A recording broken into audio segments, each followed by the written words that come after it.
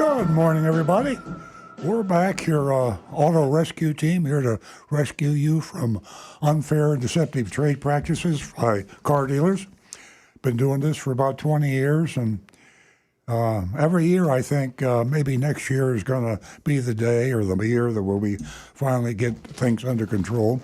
I think we're getting close. We're hopeful that the Federal Trade Commission's recent ruling will help even the playing field for the buyer and the seller, so to speak. Right now, the car dealers are holding most of the cards, and you go in to buy a new car, or a used car for that matter, and you're pretty much at their mercy. So this show is to help you deal with that. Maintaining and repairing your car is not a whole lot safer. And we have an expert in the studio. If you're new to the show, his name is Rick Kearney. He's been with us for many years doing the show. Nancy Stewart, my co-host, and I've been doing this for 20. Rick's been here for at least 10, I think. And he's been in the business about 20 almost 25 years. So he's 28. Right. How many? 28 years now. Wow. Boy, time flies when you're having a good time. Who's counting? And I don't just mean he's been doing the same thing for all these years. He's evolved. He has gone with the fantastic technological explosion that we find ourselves immersed in today. I mean, it's absolutely crazy. You wake up and everything you've been doing yesterday is obsolete. Artificial intelligence is like warp speed for learning. And if you don't stay on top of things, you get way behind. Then you can get in trouble, especially with an automobile, both buying and repairing and maintaining. So if you have a relatively new car, I mean, you bought it in the past 5 or 10 years, if you have a relatively new car, they're very, very complex. It's almost like a computer on wheels. So if you have a problem and you're afraid to take it into a car dealer, and that means you're a very smart person, or for that matter, sometimes with the independent repair shops, it's kind of an adventure because, again, it's like going into a poker game. And when you look around, you sit down at a poker table and you look around and you wonder who the sucker is, that means you're the sucker.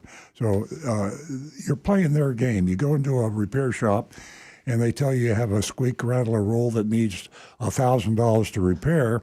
It may or may not be true. So you need to find out for sure. If you have doubts, call Rick Kearney right here on this show at 877-960-9960. And if you're driving and you can't write the number down, I understand. If you can write the number down, please write it down because you might not have a question now, but we're going to be on for 2 hours. We're on from 8 a.m. to 10 a.m. Eastern Standard Time. So if you can write the number down, 877-960-9960. Call up and say, Rick, this is my car is making a funny noise. It sounds like this, or I smell something. I don't know what it is. I started up in the morning and I get this vibration. Describe exactly what you see, smell, and hear, and Rick might be able to save you a lot of money. And he might say, there's nothing to worry about. Just do this. You'll see. So 877-960-9960 for a free diagnosis on your rolling computer. Which is what you have today. I said earlier about staying on top of things. Every time I turn around, I want to know where Rick is. He's on either online learning or he's going to another school somewhere. The technology is moving so fast. Now we're getting to electric vehicles. Hybrids was a real learning experience. So we're getting into a lot of things now that you really you either have to be on top of it, or you have to have somebody you can trust. And it's hard to find someone you can trust. We also have a text number. A lot of people prefer the texting. I do. And the text number is 772-497-6530. That's 772-497-6530. And the nice thing about the text is my son Stu, who's run a little late this morning, he'll be in the studio in a couple of minutes, but he's got his phone with him, and the text will be on his phone, and we will accumulate those texts. We'll try to get to them as quickly as possible, but if we miss a few, like I said, we got 2 hours, so usually by the end of the show, we can answer all the texts. One really cool number that I love to get use out of because you can say whatever you want to say. It's an anonymous feedback line. It's a company called Incognito. That's the name of the company, and they do this for a lot of blue chip companies, Adobe, Google. A lot of companies use this, and they get anonymous feedback from their employees and their customers. I mean, let's face it, it's like calling a police hotline. You can remain anonymous. People are sometimes afraid to report a crime or talk about somebody that might go after them. You know, they don't need that hassle. So if you want to use our secret line, that anonymous feedback, you go to this URL on the web, youranonymousfeedback.com, youranonymous feedback.com, youranonymousfeedback.com. Tell it like it is. And if you have something, if you got a gripe about me or Rick or Nancy or Stu, let's hear it. If you have some constructive criticism, we'd love to hear that. And if you have some things you want to say about some other people that you're dealing with, you know what I'm talking about. Privacy is a big thing today. And it seems like privacy has really invaded all of our lives. So youranonymousfeedback.com. The interesting thing that we have really a lot of hope about is the Federal Trade Commission's regulations. CARS is the name of the regulation. Stands for Combating Auto Retail Scams. Combating Auto Retail Scams. If you haven't heard about it, Google it. Very exciting. It goes into effect, hopefully, July 30th. Now, it's been postponed.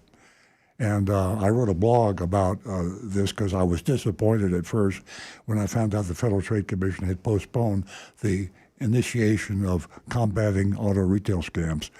And I found out it wasn't the Federal Trade Commission that put a stop to it. It was the federal court in Texas as a result of the actions of the Texas Automobile Dealers Association and the National Automobile Dealers Association. They protested the regulation, and the judge agreed to postpone. So the Federal Trade Commission wanted to go ahead. I was worried that they backed off, and I called the Federal Trade Commission, and I talked to my contact up there, an attorney I deal with, and she assured me that they wanted to go ahead, but the judge said you have to put it on hold until they have a chance to review the complaint by the Texas Automobile Association and the National Automobile Dealers Association. So that's good news, and we keep our fingers crossed. I want to introduce my sidekick here, my partner, my wife, Nancy Stewart. She's been with us, been with me for 20 years on this show, and she is a female advocate. She has started out 20 years ago. This was an old boys club. We were a little radio station on CV radio, half-hour show. The only people that ever called the show were the guys. Now, I like the guys to call the show. I mean, guys, they like cars and they're fun to talk to. But half the buyers out there are women. So finally, Nancy has got the women going and calling. We have about a 50-50 thanks to her efforts. And you'll hear a little bit about how she did that. I'm going to introduce her now, and she'll tell you about a very special offer that she makes you ladies out there. If you haven't called the show, you want to hear this. Good morning, everyone, and welcome to Earl Stewart on Cars. Thank you for being with us. We appreciate your company, and you make the show. So continue watching us, listening to us, and every week from 8 until 10 o'clock. As Earl said, I do have a special deal for the ladies. Ladies, do you have a car purchasing or servicing experience that you'd like to share with us? We would appreciate your call. And you can win yourself $50 first two new lady callers. Give us a call at 877-960-9960. For everyone else, you can text us at 772-497-6530. And don't forget your anonymous feedback. You can definitely take advantage of that and send us whatever information or questions you choose. That's youranonymousfeedback.com. We have a dog of the week this morning that we're going to share with you. Big dog. And he is definitely not in the studio. He's about 110 pounds. Excuse me. And this little crazy dog is, his name is Lalo. And you'll hear all about him later on in the show. And if you want to take a look at the dogs at Big Dog Ranch, and by the way, it is the largest no-kill shelter, you can go to www.bdrr.org. That is Big Dog Ranch Rescue. You can take a look at all the dogs that they have for adoption, and you can kind of take a look around at what they have out there, and it is an amazing place. The dogs just love it out there. Again, that number, 877-960-9960, so give us a call, and ladies, again, $50 for the first 2 new lady callers. And Earl's column this week, he's continuing to pay attention to the FTC regulation, and you can read his column at Earl on Cars. That's Combating Auto Retail Scams. Very interesting, and he sort of lays out the plan that we're trying to achieve, by regulating this things that are going on when you purchase a car. 877-960-9960. Now back to the recovering car dealer. And I forgot to say this. When you do call, we stop what we're doing because we get sometimes carried away, particularly me. I yak a lot because I love to talk about cars and how not to be ripped off. So if the call comes in, Nancy will get the call from the control room. She'll jump on the call. I'll be quiet. Everybody will be quiet, and we'll listen to you. There's something about a personal phone call that we like, and we have a lot of regular callers that we love to talk to. So 877-960-9960. That's 877-960-9960. I want to talk a little bit about Consumer Reports. I know you think I'm on the payroll. I'm not. They're a not-for-profit, and they don't pay me. It's a nonprofit organization, but they're my favorite source of information. And every week, every month, when they come out with a new magazine, they always have something about cars in there. Very interesting article in the, is this the March edition? I think it is the newest edition. And they talk about cars that are reliable and safe, that have low maintenance costs, low insurance costs. And they have something very interesting this time. They talked about cars that are really fun to drive. And I said, well, that's interesting because we both know that cars that are fun to drive sometimes aren't safe to drive. We joke a lot about Jeeps, and Jeep is a very popular car, but if you really want to have some fun, look at the top cars that are really fun to drive in this Consumer Reports. You won't see a lot of the cars we talk about and recommend, but it goes to show you that people buy cars on emotion. And that's okay. I mean, if you can afford it and you want something that's a lot of fun, Nancy and I bought a Tesla, a Plaid, the hot rod Tesla, and there's a lot of things wrong with it. I mean, be honest with you, the fit and finish and a lot of the amenities about cars that you think about normally, but it's a fun car. So we bought the car. So we do the same thing you do, but Consumer Reports, cars that are really fun to drive, good to look at. I don't know if we have any text. Stu just walked in. Oh, yeah. Of course we do. I know we have Anne Marie's text. Oh, yeah. She's a regular. And we got maybe some YouTubes over there that Rick, by the way, monitors the YouTube station. So if he has an amazing cadre of followers. that are very intelligent and very informative and really help us a lot the show. So if you want to talk to Rick Kearney directly, just go on youtube.com/Earl on Cars. We'll go to Stu now, and he can start us out with some text. We're going to have to go to the phones because Stu. we have Anthony waiting, and he's calling us from Port St. Lucie. Good morning, Anthony, and welcome to Earl on Cars. Good morning. How are you? We're great. What can we do for you this morning? I got a quick question. I'm thinking about buying either a Suburban or a Denali or a Jeep, like the Wagoneer. I travel a lot back and forth to New York,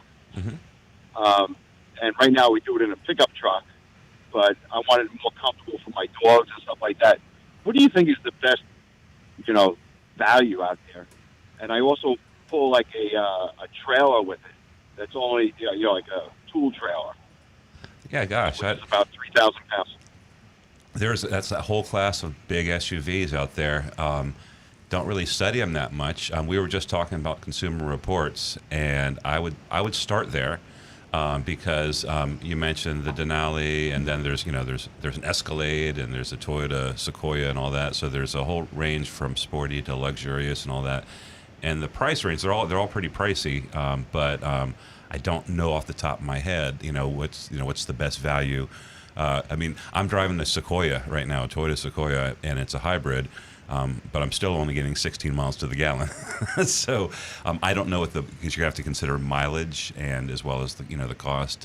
Rick, do you have any input there? I would kind of shy away from the Jeeps myself. Yeah. Because it just seems like Jeep as a brand has had a lot of problems with their cars. Right. In the ratings, they're usually rated very low. Yeah. For just having so many issues. Like GMC Denali, I think. I see a lot of them around here. GMCs generally are rated pretty good. The Chevys, of course, they're basically the same vehicle, just different badging. Anthony, I'm looking at Consumer Reports right now, and we have opinions. Rick is, he knows cars real well. Let me tell you what Consumer Reports says. These are just a shotgun. The number one recommended SUV by Consumer Reports is a 2024 BMW X5. But that's too small. He's looking at the big. But this is all of them, so that just happens to be a small one. They have a Highlander hybrid. Small, mid-size. Small again, Yeah. You're looking for a Denali They have or them all. Tahoe. They have them all. The big and the small mixed together. So go to Consumer Reports and they have their big, small, and intermediate size. All the SUVs ranked. So I can go to big SUVs and get you the specifics, but you could do the same thing, and you can pretty much rely on their recommendations. If I was going to go with a GMC or a Suburban or something like that, which dealer should I look at down here? I've only been here a year now, so I haven't, I don't really know any. Schumacher is the Schumacher dealers. I believe that they have a GMC, the GMC franchise. I would start with them. Generally, they've done pretty well. We mystery shop all the dealers around here, and they haven't gotten any A grades from us, but they haven't gotten any C's or they might have gotten C's, but they're okay. So I'd start there.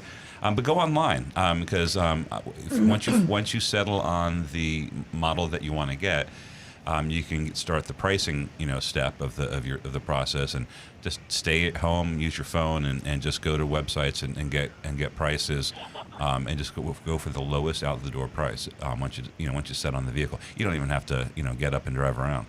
And Anthony, as everyone mentioned, Consumer Report, you can narrow it down, pick yourself up the March issue, and there you will see all the top-rated SUVs. So hopefully we helped you out this morning. I appreciate it very much. Thanks, for calling. Anthony. Give us a call. Let us Thank know you. how your trip went to the dealerships, the internet. There's just so much at your fingertips. We're going to go to Dave in New Jersey. Good morning, Dave. Hello, good morning. Welcome. Thank you. I have a question for Rick. Okay. He's helped me out in the past. So it's a 2012 Prius, 170,000 miles, and when you're in park and you have your foot on the brake, it just started making a loud tapping noise. I can play it for you real quick because I have it on my computer. It's up to you. That'd be great. Yeah. Okay, here we go.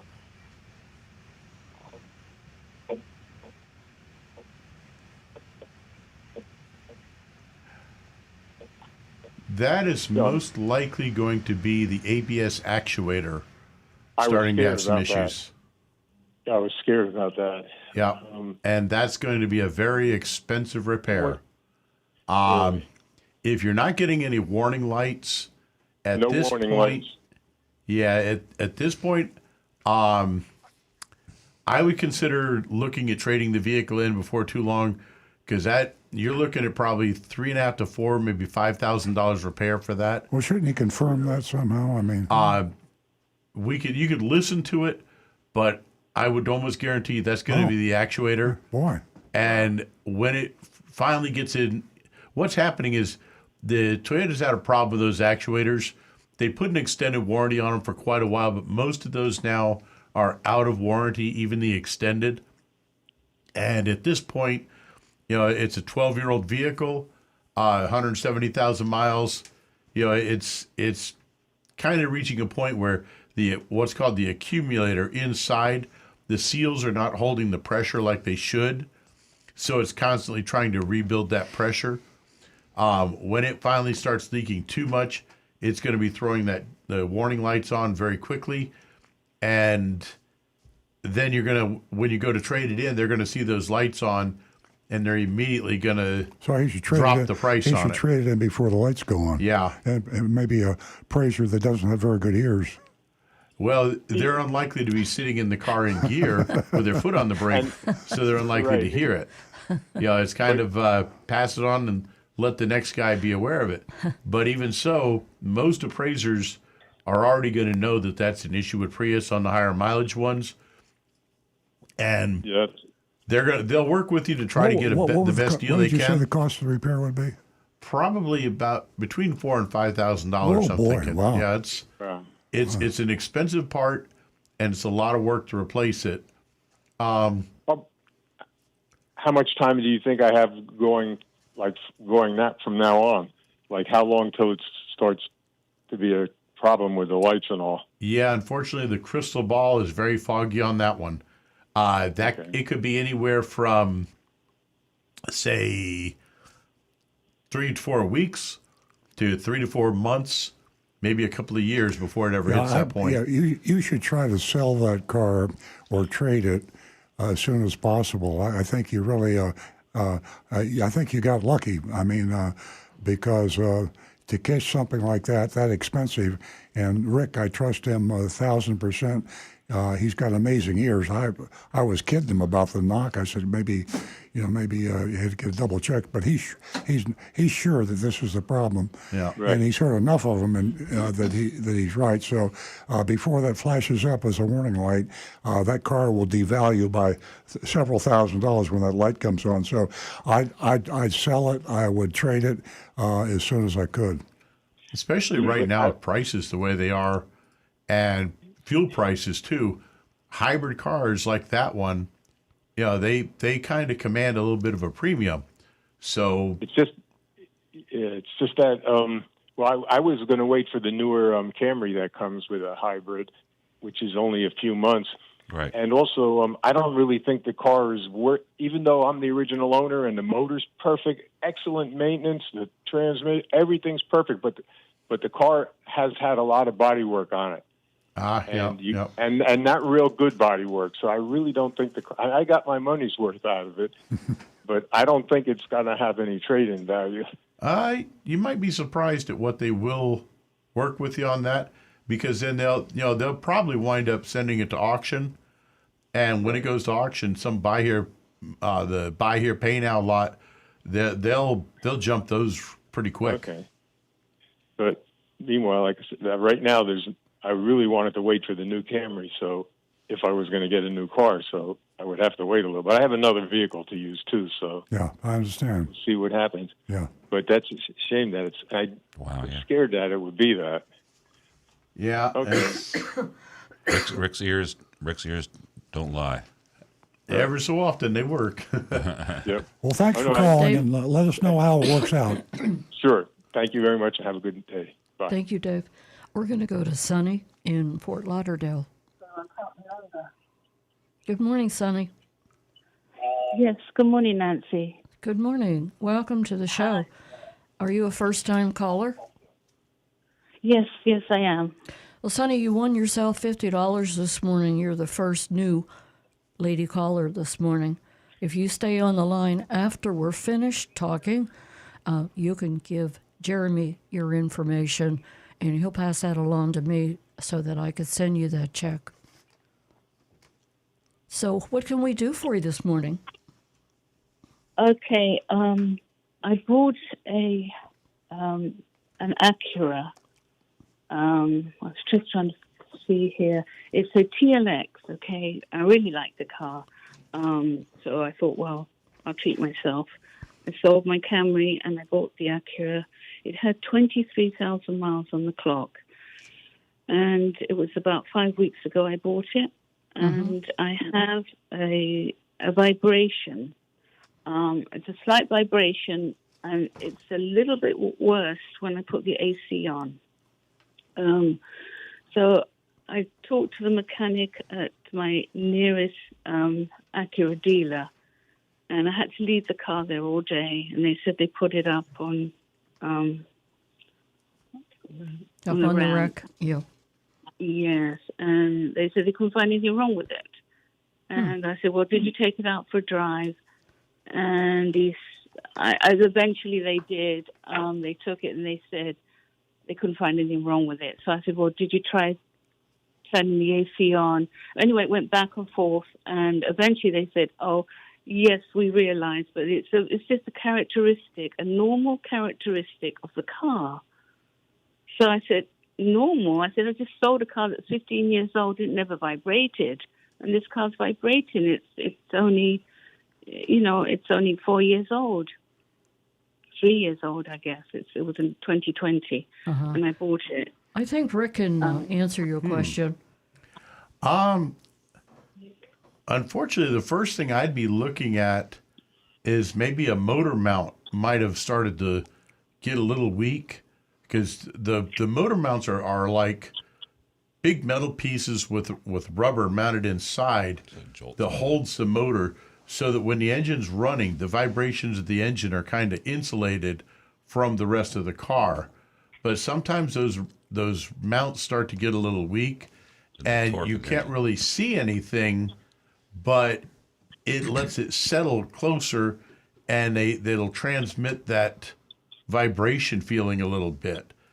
Unfortunately, most of those are going to be a 3-year, 36,000-mile warranty item on most cars. The motor mounts are? Yeah. That's crazy, because I know it's not the engine and transmission, but it's so integrated with part of the, the whole but engine assembly. The problem is that most manufacturers say it's any part that is internally lubricated Right, is by under the 5-year. oil is under the engine drivetrain. Yeah. But if it's not part of that, then a mount is really considered a 3-year item.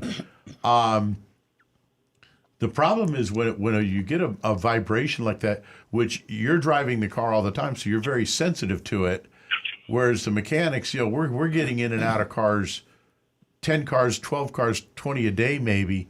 And so those vibrations that we feel in one, yours might be on one end of the spectrum that you notice it, but we may feel that same vibration in a bunch of cars that are much, much worse.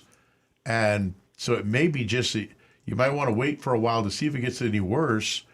And if it does, then maybe they can narrow it down to what that would be. But I would guess that a motor mount, unfortunately, like I say, they could be a little expensive to replace just as a guess item. And that's one of the things that I shy away from it. I don't like to say, hey, maybe this is it, because I don't want you to spend your money on a guess. I want to be able to say, yes, this is definitely what's wrong, but sometimes it can be very hard to narrow it down 100%. The car is certified. It's pre-owned certified until 2027. Would that, if it was a motor mount, would that be covered? You'd need to check the paperwork on it because some manufacturers will cover those on the CPOs, the certified pre-owned. Others, that certified portion, the warranty only covers, again, the drivetrain. So that's something you'd want to check the paperwork. But if it does show that motor mounts are covered, then I would ask them about it, and it would certainly be worth a try.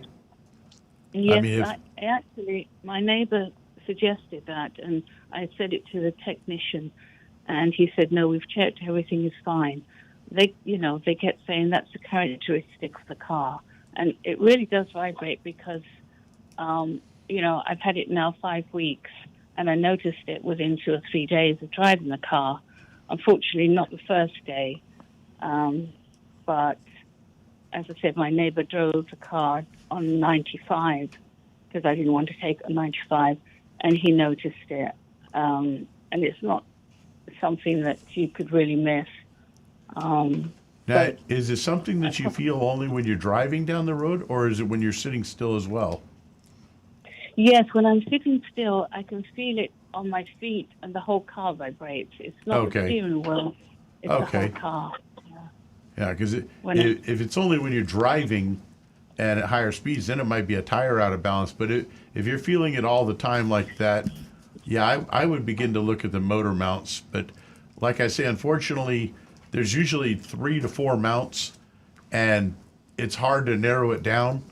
And a lot of the extended warranties on those, warranty companies have been cracking down like crazy, all the manufacturers. And for the technician, if I replace a part and we send it back under warranty, which they call for those parts back and they inspect them, and if they look at that part and they say, hey, there's nothing wrong with this part that we can see, they will kick the claim back and say, we're not going to pay you. And then the dealership doesn't get paid for it and the mechanic doesn't get paid. Sonny, did you say that you only feel the vibration when the air conditioner is on? It gets worse when the AC is running, yes, that's correct. But it's all the time. It's basically all the time. Sometimes it's worse than others, but it definitely seems to be a bit louder. It's kind of, you can hear it when the AC is on, and you can feel it on and off most of the time. But as I say, you can actually hear it, the vibration, when the AC is on. Well, Sonny, I hope that Rick was able to, put some light on the situation, and you'll follow his. I would even have it checked by a different dealer. That's a great idea. Yes, that's a great idea. I was thinking that because I felt like I got the runaround. Yeah, exactly. 2 or 3, different ideas from mechanics. I think it would be very helpful. Yes. Can I ask one more question? Certainly. Okay. When I bought the car, I have obviously 2 tires in the front and 2 in the back, and they're both different from different manufacturers. Would that cause any problem because they're Goodyear on the back, which I recognized, and then the tires on the front, I think a Hankook. Hankook, is it pronounced? Yes. Yes, okay. I'd never heard of those. Would it be because I have different manufacturer tires? Generally not. Hankook is a good company. They're actually installed by the factory on a lot of cars. As long as the tires match on the same axle. In other words, 2 Hankooks in the front, 2 Goodyears in the back is just fine. You just don't want to have like a Hankook and a Goodyear on the same axle because that can cause a car to pull one way or the other. But as long as they're on the same axle, that's fine. Oh, okay. I understand. I see that. Okay, that's great. Well, that's good to know. That's something that I won't worry about. Absolutely. Sonny, give us a call back. Let us know the problem was resolved. Yes, the outcome. I'm hoping I'll be able to find out. Yes, and it won't be too expensive. Thank Yes, definitely. you, Sonny. Thank you so much for calling. Thank you very much. Well, I appreciate it. Thank you. You're welcome. 877-960-9960, or you can text us at 772-497-6530. We're going to hear from Stu. Just real quick, for Anthony, who had asked about the large SUV, I did track it down on Consumer Reports, and we hate making commercials, but hands down, the best large SUV is the Toyota Sequoia in every category, including the overall, including mileage, reliability. So there you go. And they're all in the same price pocket, too. They're all priced between the what's 60 the 80. numerical score? Do you have that on your screen? It's not that great. It's in the green. It's 61 in the light green. Every other large SUV falls in those questionable, iffy categories. That So there you Sequoia go. is big.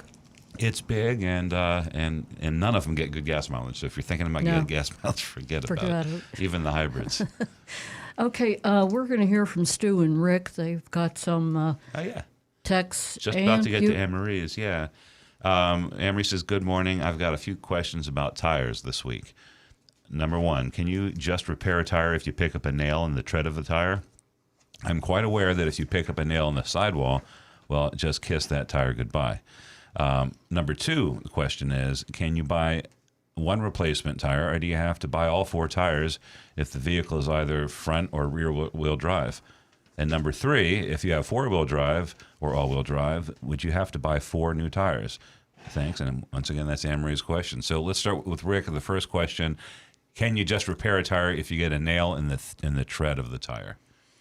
The rule that I was taught and that I go by is when you look at the tread of the tire, look straight down at it, the two outermost treads, the one to the inside and the one to the outside, if the nail is in that section of the tread, I will not repair it. Because it's too close. It's too close to the sidewall. It's too dangerous because of the curvature of the Right. tire inside.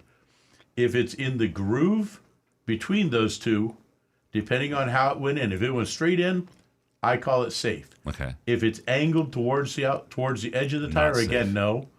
And if it's on any of that intersection, as long as it's Right. not a huge hole, I will safely So to repair summarize, that tire. basically, if it's on the sidewall or dangerously intruding towards that area, it's not going to repair it. If it's safely in that section on the Yep. ground, touching the ground, then you will. You're talking a patch and not a plug, right? Right. Plugs are actually not considered a safe repair anymore because of the damage that it can do to the steel belts in the tire. An internal patch is the best way, and it should be done by someone who's been trained properly how to do it, because you can damage a tire when you're trying to scuff the inside to repair it properly. Messing around with it. Okay, so the second question is, can you buy just one replacement tire, or do you have to buy all 4 tires? That depends upon the condition of the matching tire on that axle. Okay. So if you're working on, say, the right front tire and your left front tire is close to brand new, yes, you can certainly put a brand new tire, just one.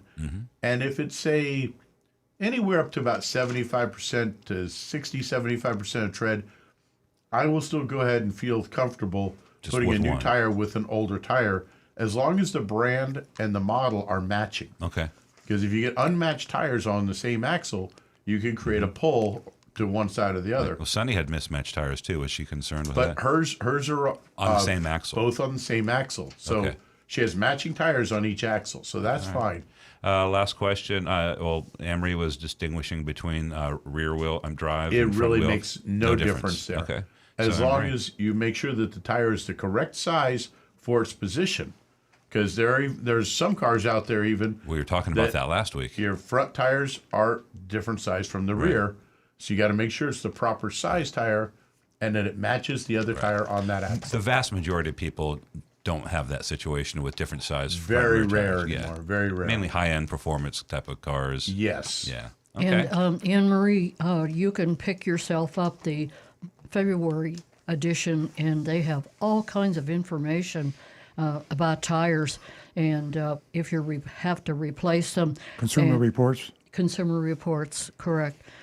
If you're replacing a single flat tire and the repair shop tries to sell you 4 new tires, don't assume they're out to cheat you, because they really advise replacing all 4. Well, and that, of course, is going to depend upon the tread depth of the tire remaining. And bear in mind, folks, although those run-flat tires sound like a great idea, if you get a puncture in a run-flat tire, it has to be replaced. Yeah, and they talk in the Consumer Report about the checking that depth thread. It's very important. Yep. Okay, Stu. All right, we are. We have John. We got John. And we don't have John's any more calling text. us from West Palm Beach. Good morning, John. Oh, good morning. Good morning. Welcome. Thank you. Want to first start off with, continue with tires, but it go a different way. Have a 2003 Avalon. My daughter drives it. The tires became low on air, and as I was filling them, I started on the driver's side front, worked my way to the driver's rear, then the passenger side rear. Filled that one up, and as I filled it up, I started to fill the front tire passenger side, and all of a sudden, water started dripping from the door pillar. And I know there's drain rails that collect water, and they didn't, but the water didn't start flowing until I had filled up the tires. And is there a drain? I don't even know what you call it. Like the drain rail that would go to the center pillar of the car to get rid of the water that accumulates in like all the crevices in that. Like I said, it didn't drain until I started filling the tires, and I did that counterclockwise. Just not a habit or anything. Probably coincidence, and maybe as you were filling the tires, you're going to change how the car sits just by a little bit. But there's several different places that are going to drain. Of course, you got the air conditioning drain. That's for the condensation that builds up on the evaporator core inside the car. If you have a sliding roof, there are drains for one on each side, and some of them have drains in the back as well. The other thing is there's holes in the bottom of the doors because the rain that comes down and hits the car goes past the window, and that belt molding, that's only there just to reduce the amount of water that gets in and to try to keep dirt and leaves and other debris from getting inside the door. So there are drains in the bottom of the door that when you shifted the car a little bit, as you fill the tire, it's going to maybe change how the car's sitting by raising it up just a little bit. And that might have caused some water that was caught in there to suddenly move and hit that drain. So that's probably what happened. Okay, and then just for the people who believe in nitrogen in their tires, which is me. When I filled my tires, I filled them with helium, so it's get better gas mileage because the car is lighter. Your car will float now. Yeah, bounce down the street. Myself, it saves gas. It saves gas. Yeah, myself, I like to use hydrogen. Oh, boy. Because then all I have to do is disconnect the valve stem, and I can run it in the engine, too. And then, just one last thing. For the, I'm getting ready, tread that I'm not getting ready yet because I still got mileage on. But for those that have Teslas and they're only getting like 20,000 miles out of their tires, one of the recommended things was when you go to replace the tires on a Tesla, because of the weight and low center of gravity, you want to go with a tire that has the LT rating, and you'll get more mileage out of it. Well, John, thanks for that information. So, anyways, that's it for me. Give us a call again. Very interesting. Good luck Always. with your tires. Okay. Thanks.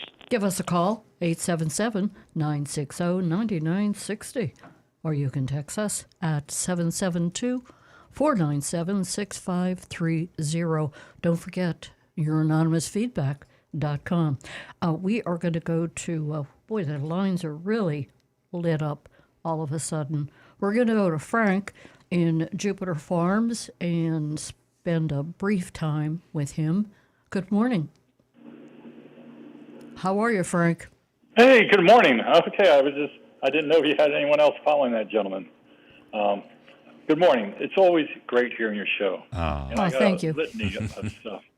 After that guy just spoke about the nitrogen in the tires, you probably heard what they use nitrogen for nowadays, right?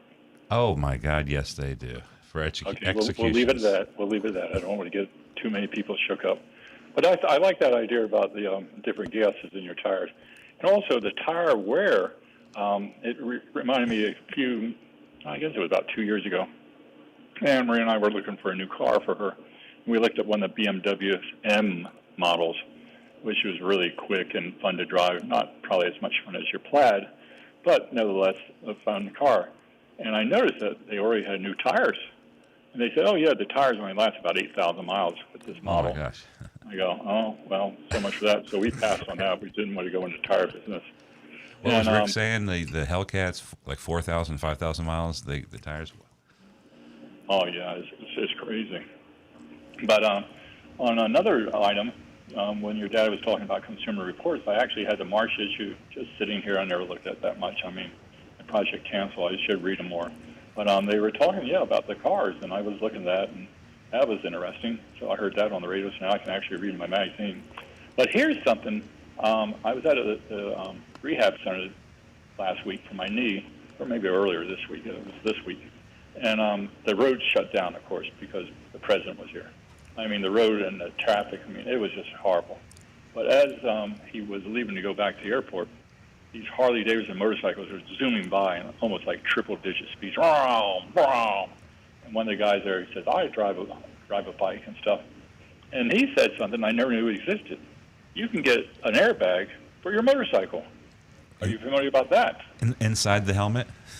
No. It's actually a jacket you wear with some sort of clip to the machine. And if you're thrown, it inflates very quickly. Wow. And you go rolling down like the old Michelin tire. Michelin tire. Notice how we think the same way. I was thinking a Michelin guy or a bear suit or something. Like you're bouncing down the highway.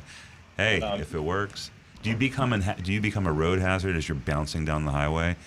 Like hitting he said his wife wouldn't let him take his son on the motorcycle unless he had his own little airbag jacket. And they start at $400 and go about $800. And I go, it's true. I thought the guy was just messing with me. Well, but, and then here we get to a quick thing for you guys. I don't want to take your gunfire away from the mystery shopping, but I did a quick mystery shopping report. If I may give it to you. Learn something new every day. Frank, thank you for calling. I have some other callers I'm going to have to get to. Well, one quick one. Okay. This is for Rick. Amory and I went to look at a Porsche the other day. I'm sorry. No, I know. But listen, I said, about you guys about the extended service warranty, how they were talking about the fees were BMW was $200 or $300. Do you know what the service charge is at a Porsche dealership? In the shop, it's 20% of the charge. $517 per hour. That's just the service. That's their hourly rate. Yeah, that's their hourly rate. Oh my goodness! One more reason not to buy a Porsche. No, we walked. That's more than my psychiatrist. Okay, we'll talk to you next weekend, guys. Have a good Thanks, one. Frank. Thanks, Frank. And I'm glad we could encourage you to open up that March edition of Consumer Report. Yeah, no, I'm actually going to read something this week. A lot of information in there. It'll help you out. Thanks, Frank. Well, have a good one. Have a great weekend. We're going to go to John in Palm City. Good morning, John. Welcome to the show, John. Good morning. Good morning. Not only South Florida, that's the land of auto scams and shady car dealers. In the Orlando News, ABC and NBC, was the exposure of a dealer called FSD, father, son, and daughter, in the Orlando area. The owner was Steve Phelps, and he owes over $4 million, handling high-end cars and hot rod cars. And he was exposed first by a man with a 56 Chevy that lost $50,000. The car disappeared. But he declared bankruptcy now. So anybody that's stuck, their case is against him. And he also, on his property that he opened a wedding place for weddings. But they checked into that, and it's under somebody else's name. But I just want to point out that that's not the first time that happened. Right here in Martin County in 2016, the sheriff himself of Martin County arrested Craig Danzig. That's right. That was a terrible scandal, and he went to federal prison. He had 51 grand theft charges against him. Again, handling consignment cars, not paying the people. So it's really a warning to anybody, I think, that never leave your car on consignment with any dealer or anybody, because when it happens, you won't even collect insurance on it. Yeah. It's considered a case against the person, even though you held the title, and they come up with duplicate titles and other crooked paperwork. So it's a lesson to people. I say never, never leave a car with anybody, especially a dealer. Especially in Martin County. Well, anywhere, and especially. Unbelievable. Because the car will disappear. They won't even know where it is, and you won't get paid, and your insurance will not declare it as a stolen car. Yeah. So Well, it's just a John, warning. we had just open confession. We had a situation, I remember a long time ago, like 20 years ago. Someone had abandoned their car, and it sat on a lot for a couple of years. And we made good faith attempts to contact him. We couldn't get it, and eventually we just got rid of it. and then he appeared later, and we didn't have the car, and we didn't have anything, so we had to settle it out, cash wise. But we thought the guy had fallen off the face of the earth. But that can happen even with an honest dealer. So it's not always a scam. Well, in South Florida, we got export, and so it's easy to steal a car in South Florida and put it on a boat that goes to Venezuela, and you never hear from it again. So you don't worry about titles, you don't worry about paperwork. If you get a stolen car on a boat going south, then you just disappear off the face of the earth. You'll never see it again. Yeah. Or the money for it. Well, thank you, guys. I just want to put the warning out about consignment, leaving cars in consignment. Great information, John, as always. Yeah, thanks, John. Thank you so much. Thank you, guys. Thank you for being there. Stay tuned for that mystery shopper report. It's a doozy. We're going to go to Tricia, and Tricia's calling us from Boca. Good morning. How are you, Trish? Oh, hi. Thank you. I didn't hear my name. Thank you. Okay. All right. Well, this is the tire hour. So. The tire hour. That's pretty good. Yes, the tire hour. Two really good questions, and I want to speak to you, the expert, to help answer this. Okay. I've had constant problems with my cars. My Honda Fits. I know it must be my driving. I have to replace my tires way too frequently. So finally I was told, get your alignment, which I've gotten, get a more expensive tire. This discount tire told me, and it will last longer. Well, lo and behold, I got my alignment in July. I put out the money for Michelin Defenders, more expensive tires. Guess what? It's already worn out after 10,000 miles. Yes, I do drive a lot, 2,000 miles a month. Most of my driving is street driving, stop and go, left and right, so probably wears it out. Why is this happening to me? If it's a cheap tire, expensive tire, they wear out way too fast. Describe the wear to Rick, and he can tell you. It's on the. I was told it's an alignment issue because it was on the outside, my right front on the outside of one of them, and then on the inside of the other one. Now, I went to Honda. They said, I said, you didn't do the alignment right, because that's what Discount Tire said. Oh, well, you hit a bumper, you hit a pothole, you hit a curb, blah, blah, blah. They're going to wear out. They always say that, it can wear out the next day. I said, well, I'm sorry, these are expensive tires. I don't care, 10,000, they should last a lot more than 10,000 miles. That's my first question. What type of vehicle are you driving? What's Honda the Fit. vehicle? A Honda Fit. A Fit. Okay, those aren't really big, because one of the issues that I've noticed with vans, trucks, anything that has a higher center of gravity is the right side tires will generally start wearing on that outer edge, and it's normally because of doing a lot of turning and cornering. When you're doing the left-hand turn, usually you're going quite a bit faster than doing a right-hand turn, obviously, and that makes the car lean to that outside point, and it puts a lot of pressure on that outer edge of the right side tires and wears them a lot faster. The only thing that you really can do as a driver to try to reduce that is trying to slow down on those left-hand turns more so that the vehicle doesn't lean as much. Unfortunately, just about any tire is going to be susceptible to that.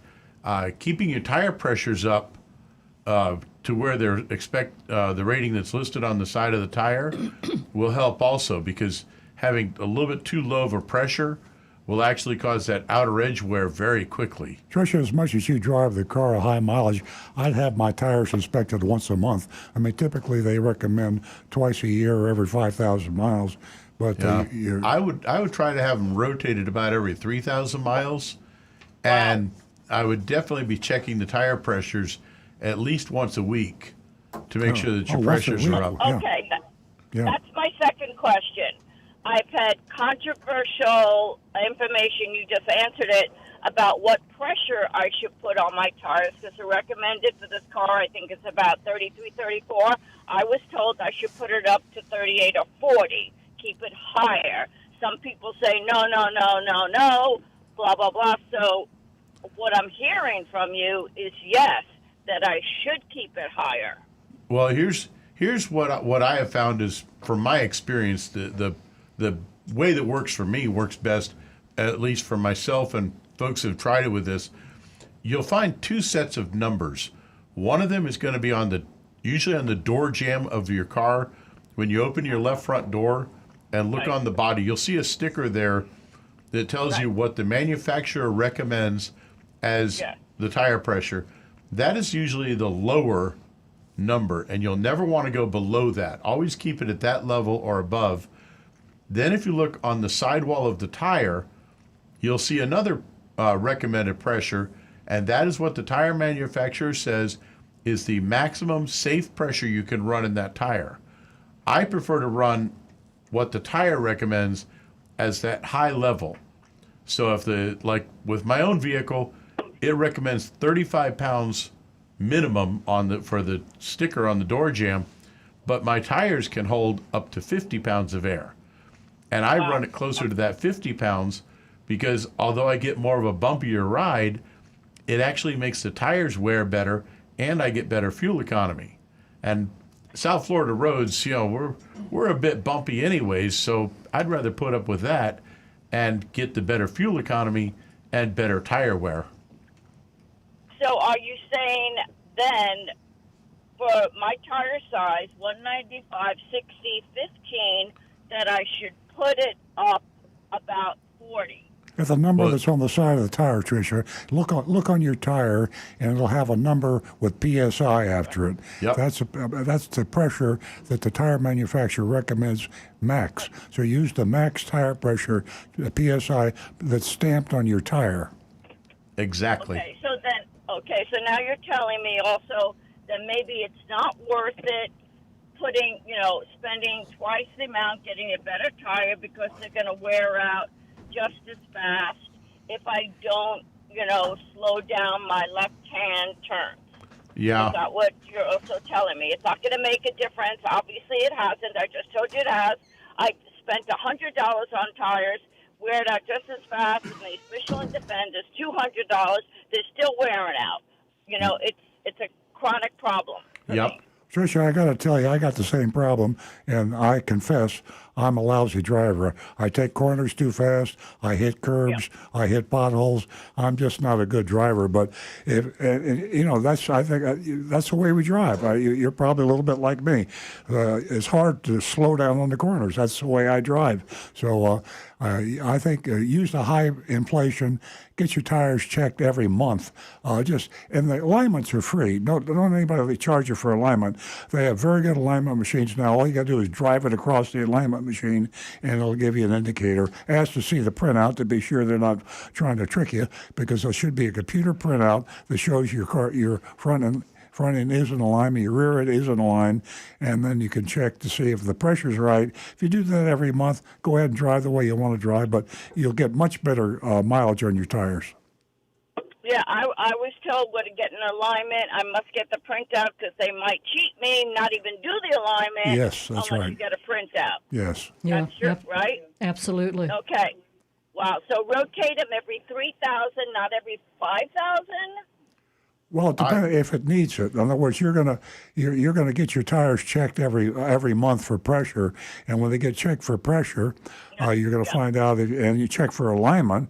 You're gonna find out if they need to be rotated. But they can tell you by looking at your tires and checking the alignment if you need to rotate them. But I think every 5,000 miles might be okay. But if it looks like you got some wear, they'll say you need to rotate them now. Yeah, I would rotate them a little more often.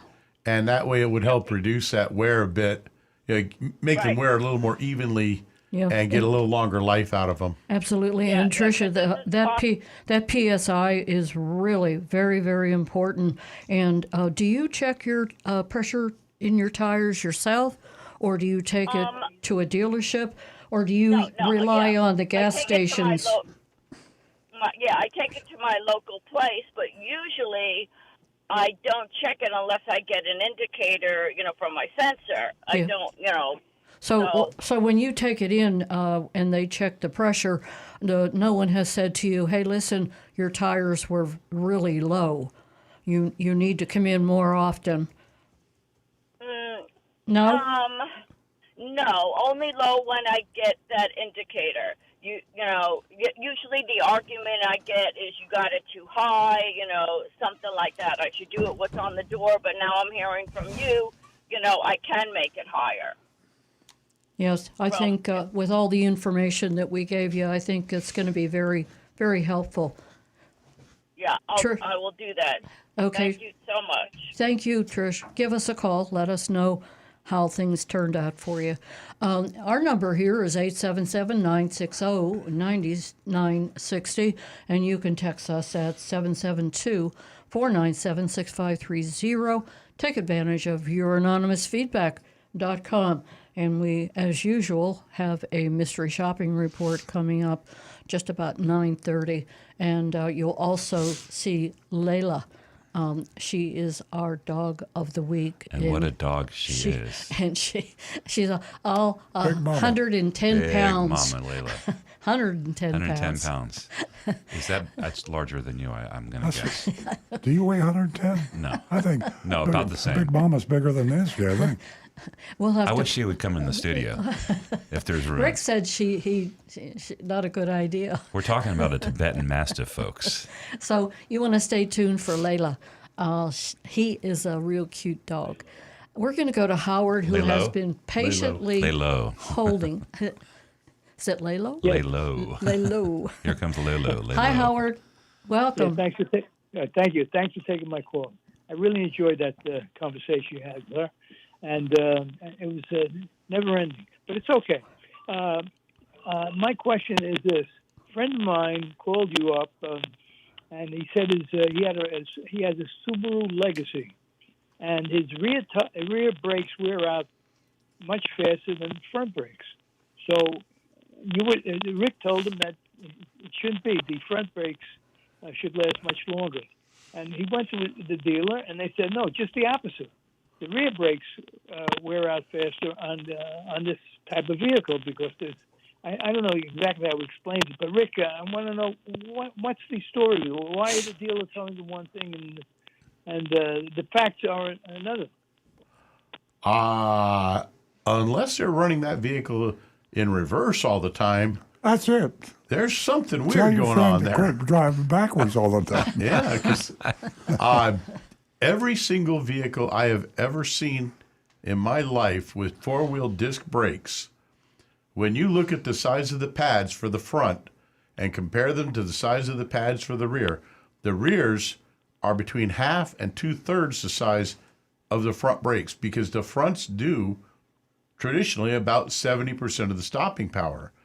And it's just physics is all it is, because when you step on the brakes, the momentum of the vehicle, the weight, the center of gravity is moving forwards. and all that weight is being pushed onto those front brakes, and the rear brakes, the rear end of the car actually rises up a little bit, and this gets even more pressure on those front brakes. So the front brakes need more power to stop the car. That sounds almost like their metering system in their brake system, for some reason, is giving more pressure to the rear and not as much to the front, which makes the rear brakes have to work harder. And I have never yet, this is a new one on me, because I've never seen a car that wears out the rear brakes unless there's a malfunction in the system that's keeping pressure on those brakes. Well, you've only been while doing you're this for driving down the 27 road. years, so I can understand that. Yeah, it's possible. I mean, hey, but yeah, that I guess this is my day for learning something, because that is definitely a new one on me. Well, that's what he claims. He replaces the rear brakes much more frequently than he does the front brakes. How often does he have to replace those? I think every 20,000 miles. Oh my gosh.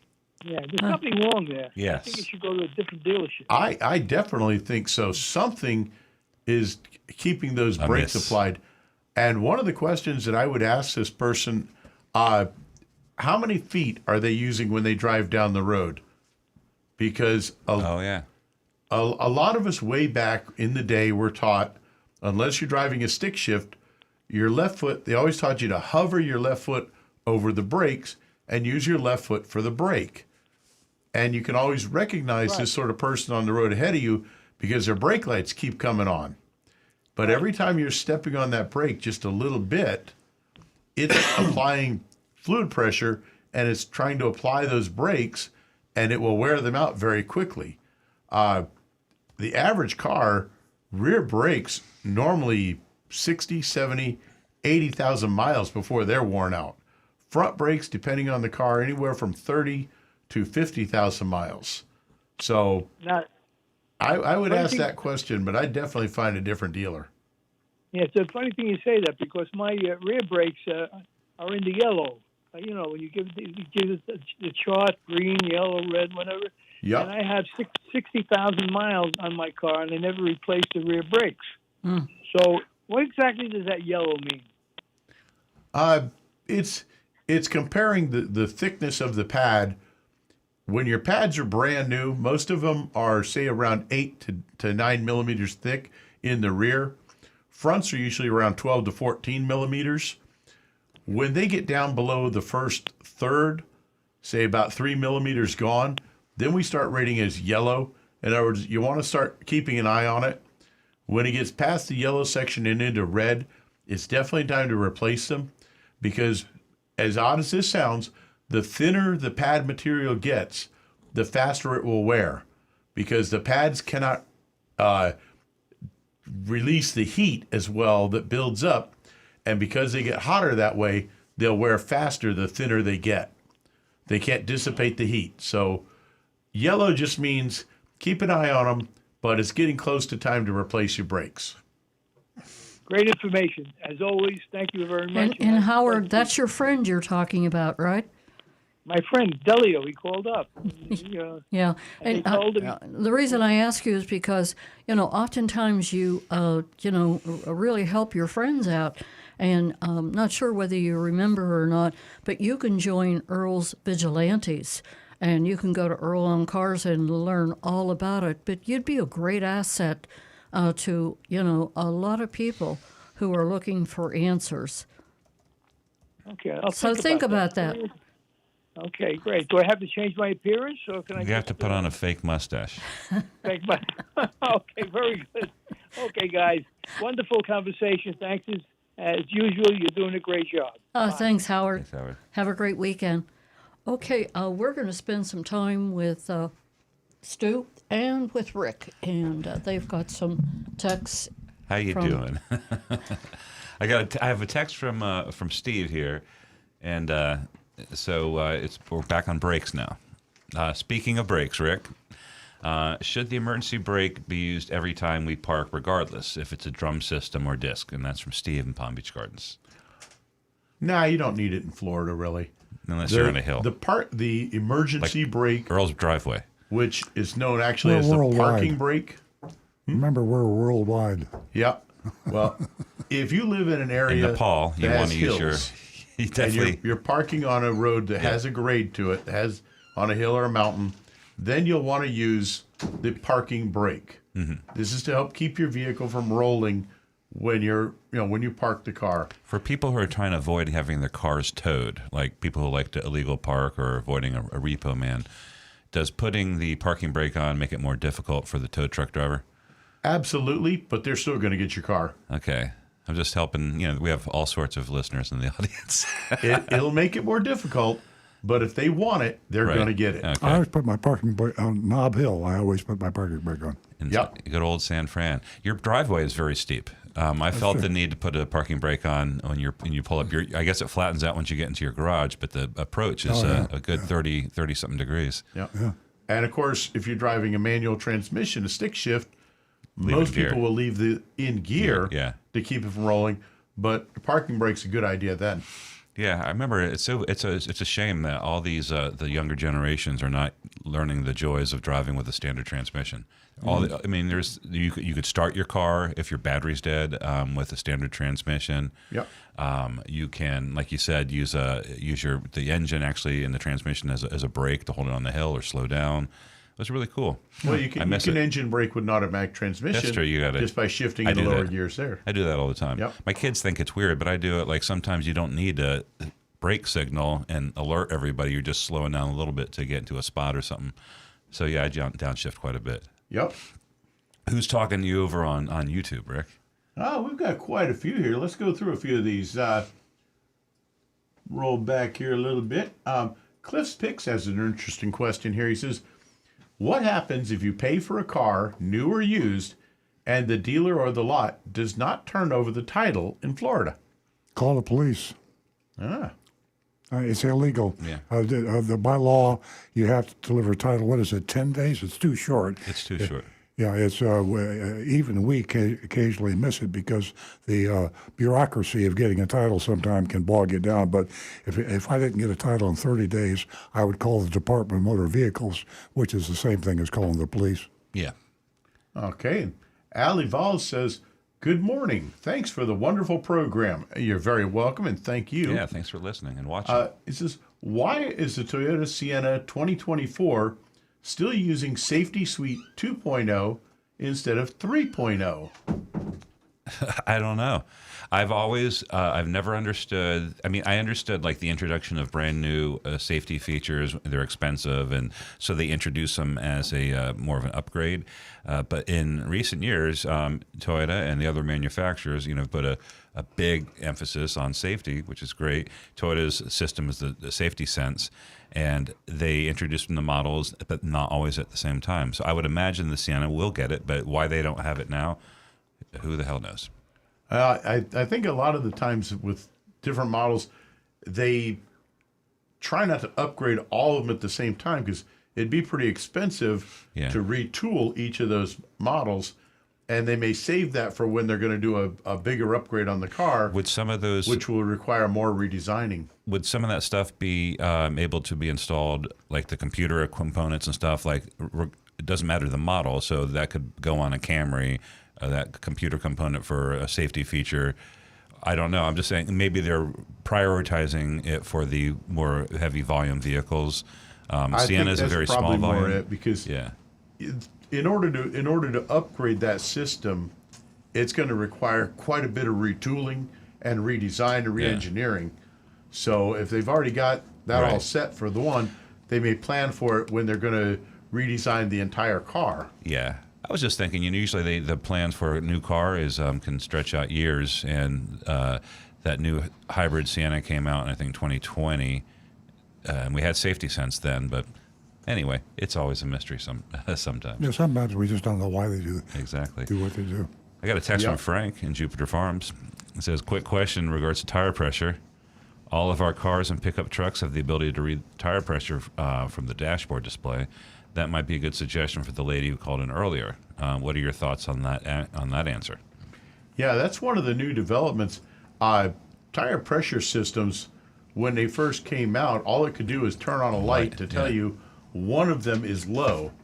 And what would happen is, say you're running all 4 tires at 35 pounds, that light wouldn't come on until the tire had hit 26 pounds, which is really putting a lot of wear on that tire. Yeah. Now you see the readings. You can pull it up, and it will not only show you what those 4 tire pressures are, but which tire is where. Yeah.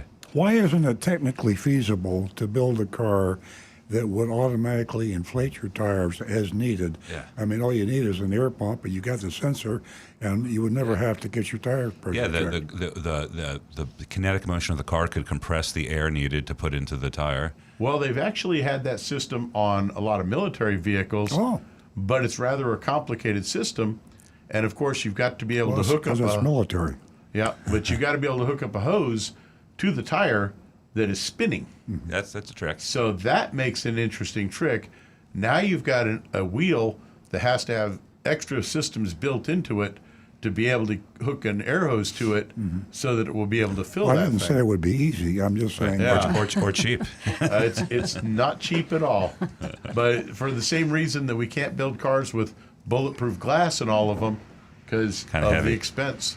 You know, I think we just go it's back. too heavy. We need to go to your original wish, which is just get a Mars rover tire that doesn't get flat or wear down.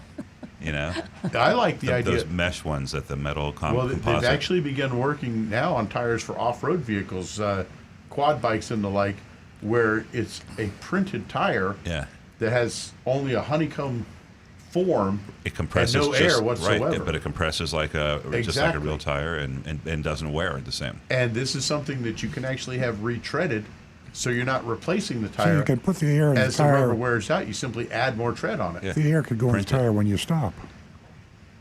No, but you still got to have a hose hooked up to it. No, but you have It would it'll settle be down internal. All right, we're getting we're trying to we're invent starting to get something silly. Let's move on. Let's get another I question think here. probably easier to go to Consumer Report.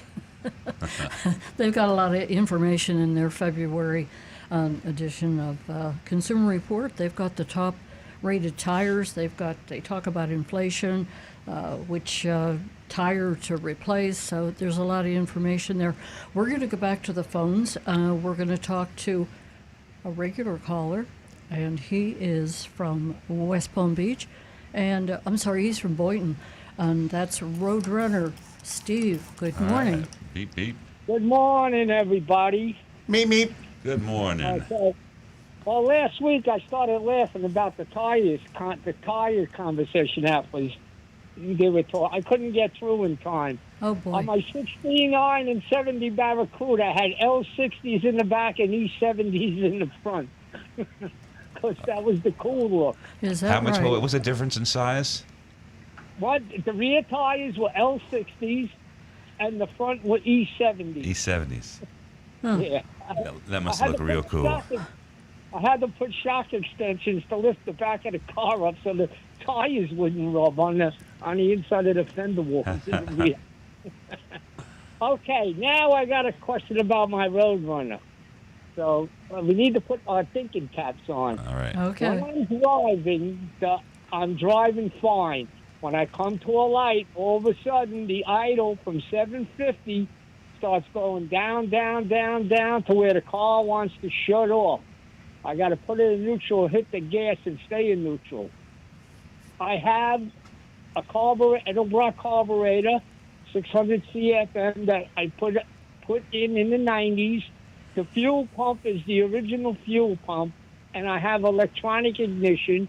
I use ethanol gas, and I put an octane booster in there, and sometimes I put that stuff to get the water out of the gas. Or sometimes the car sits with that. Any ideas? I'd be checking the vacuum lines going to the throttle plate. Carburetor? Yep, because if you've got a vacuum leak there should be a vacuum line there that keeps the throttle plate open just a little bit. And if you've got a vacuum leak there, that plate will start to close off more and more as you're sitting at idle, and you're going to wind up losing that idle. You've got something going on with the carburetor on that one. What year is that engine? And what's the 69. engine size? 383. A 383, and from what year? Yeah. 1969. A 69. Okay. Yeah, the first thing I'd be looking at is look for possible vacuum leaks. But if not, there should be an adjustment on it for your idle speed. But the fact that it's coming down to idle normal and then slowly dropping off like that doesn't really sound like a fuel pressure issue to me. That's definitely Right. going to be in the carb. And I'd even be looking at your metering system to see if maybe the jets are starting to get a little clogged up.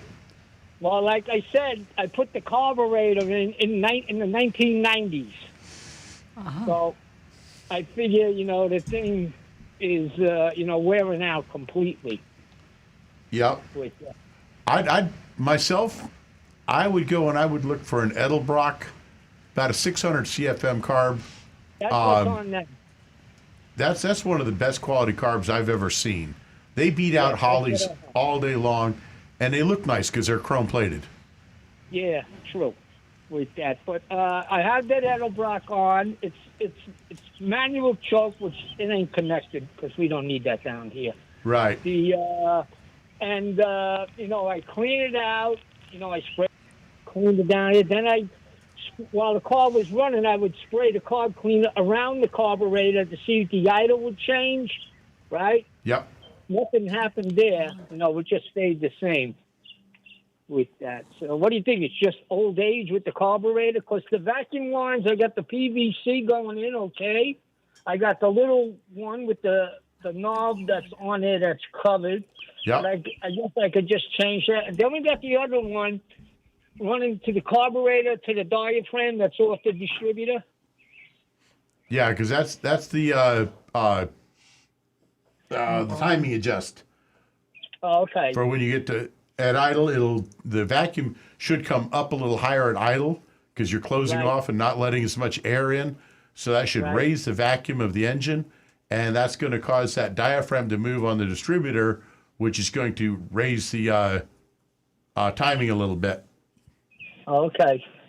So what do you think I should see? Go for the vacuum, look for the vacuum leak, and then just go for the new carburetor? Yeah, because that carburetor, if you put it on back in the 90s, that's a 30-year-old carburetor.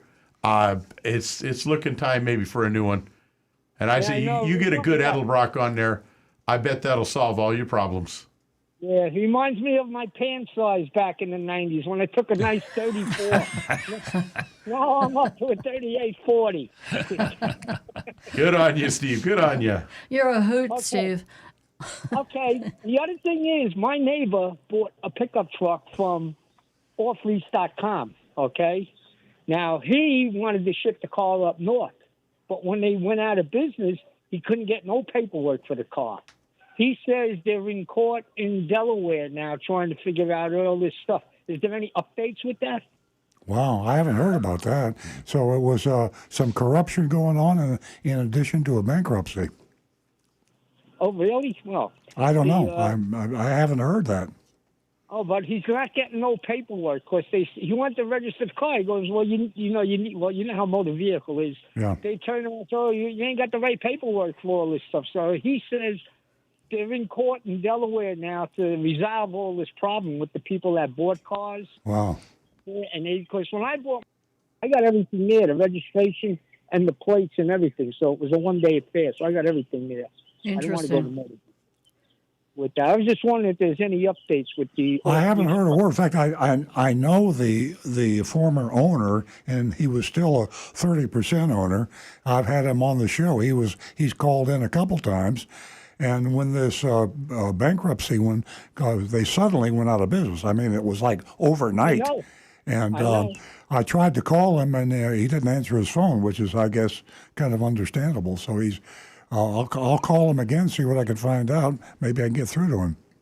Yeah, because I don't even see articles in the paper about it or anything. Yeah, it's been pretty quiet. His name is Fisher, Fischer, and I've got him in my contacts. I'll give him a call after the show. All right, that's if the phone number is disconnected.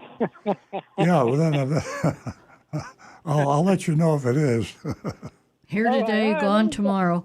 Thank you, Yeah, Steve. no, everybody have a good weekend. Thank you. You Thank too. Bye-bye. To Yvonne, who was holding, she was a first-time caller. Yvonne, see if you can get through. I'm sorry that you hung up. Okay, we have got 9:28 on the clock, so I think that we are going to go to Big Dog Ranch. Not literally, but Come on, let's go down to the car. we have a video, and that video is this big, beautiful dog, Lalo. Lay low. Lalo. She's Here- 2 years old, Here she comes. and she is she's just a beautiful dog. I'll let you take a look at the video, and you can see yourself what she looks like. Let it roll, Jonathan.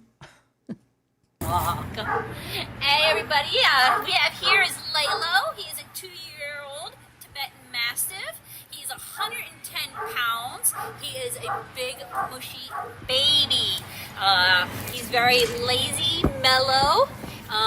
He's strong, but very easy on a leash. He's simple walks. He prefers short walks. And You then could ride him. basically vegging out on the couch, probably. He's a little sloppy on his front end. Come here, turn around, buddy. Come here, turn around. Say hi to the camera. Hi. So I'm always washing his face and everything. He did have a facelift. Unfortunately, his skin was there was too much skin that covered his eyes. So we actually had to take some of that away and gave him a little facelift. Oh, that's a first-class outfit. Wow. Here's his Plastic scar surgery, yeah. from the surgery where they took some skin away. But now his eyes, he can start seeing again. He is on eye drops and medicine for it, but he's doing a lot better and can see now. Before he couldn't see unless he walked with his face head down because the skin will lay over his eyes. But now he's doing good. He's a big mush. He runs so funny. It's kind of like a bloop bloop.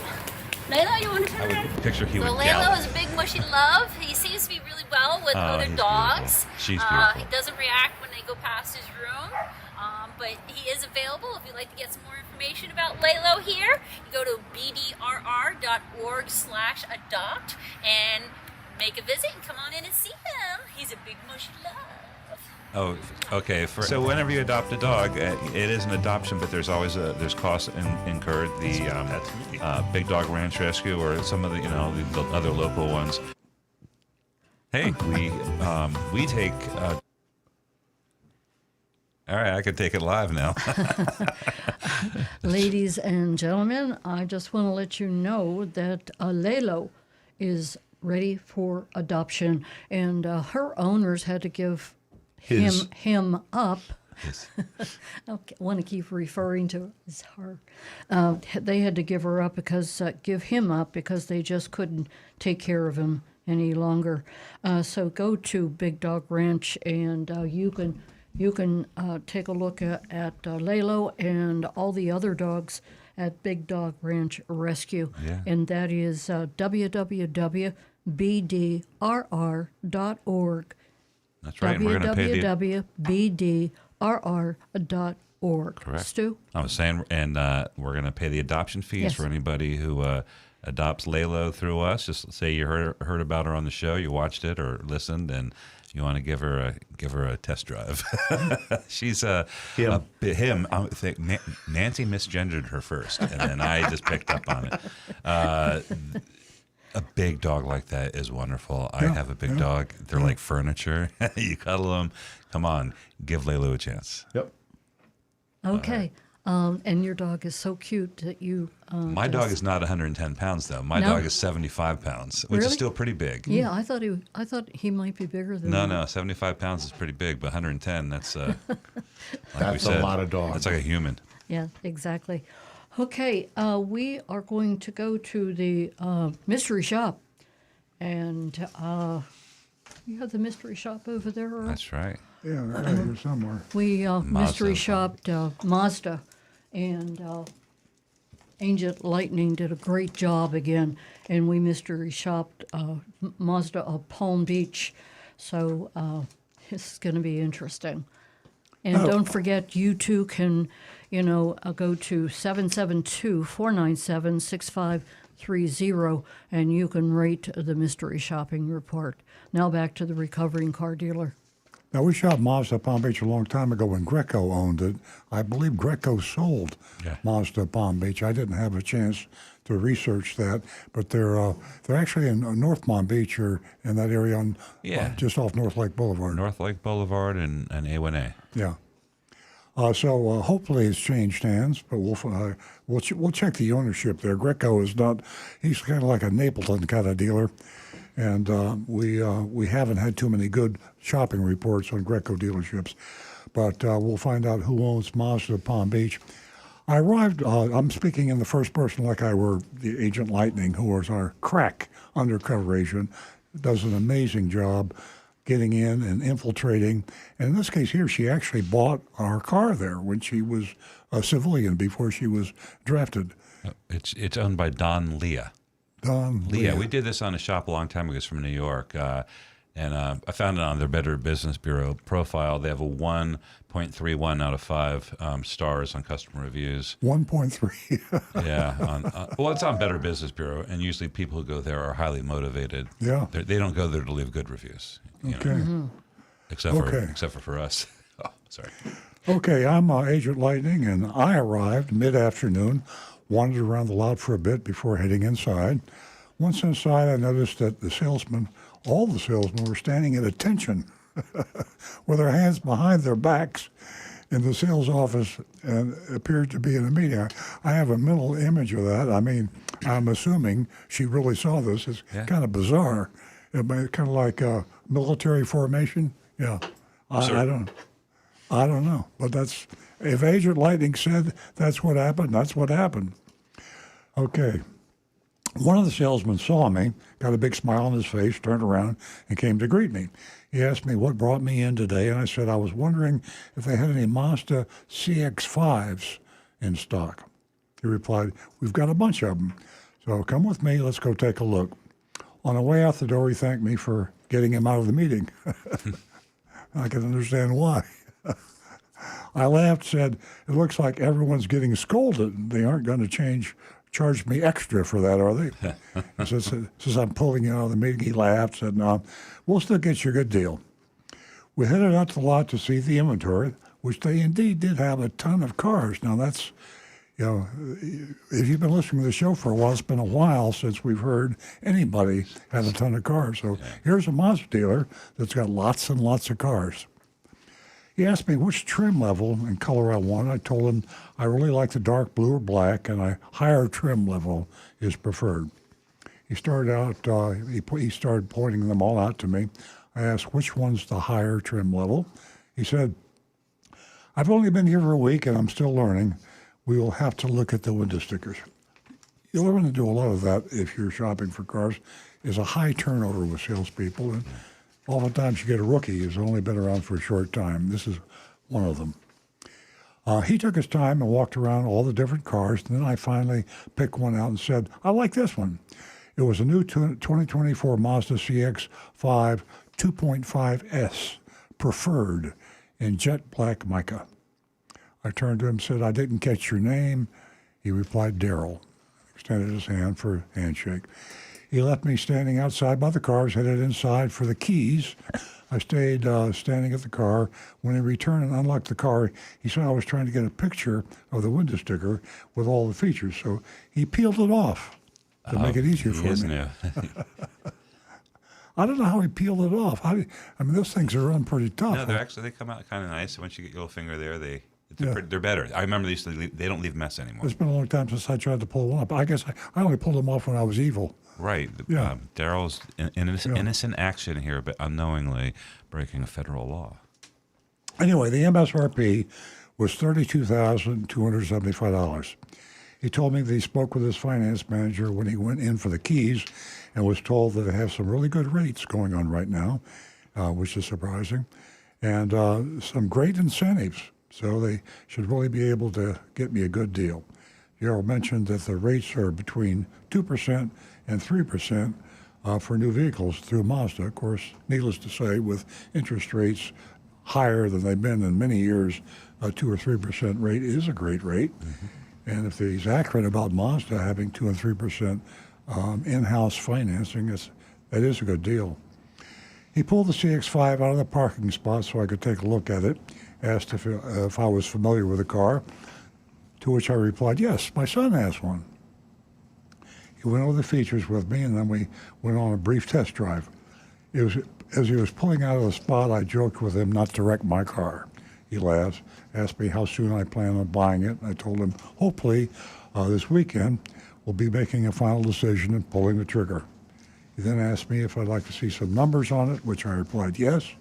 We headed inside to his desk where he asked me for my name and address. And when he saw that, I saw I'd been there before. She was in the computer. I was in the computer as a mystery shopper. And that's it. I love it that she lives around here when we shop locally, because she has shopped around a lot. And she knows the dealers. In this case here, she actually bought a Mazda from Mazda Palm Beach.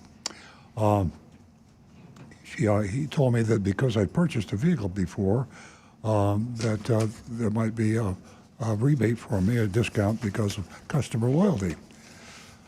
He then asked me what other vehicles I have in my household, and if I was going to be paying cash or financing. I told him I'd likely finance unless the rates were too high, which of course they are. Of course, unless you get the captive rate, which he said they were 2 or 3%, which is great. Then I'd consider just paying cash.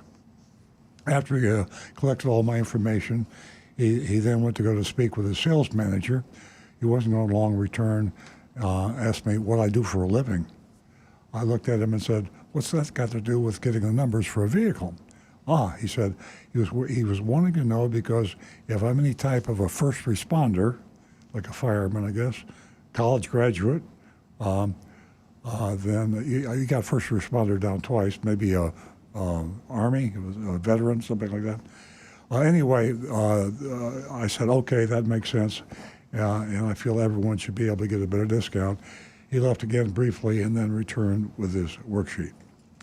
The top line on the worksheet, here we go, was MSRP, $32,275. We knew that.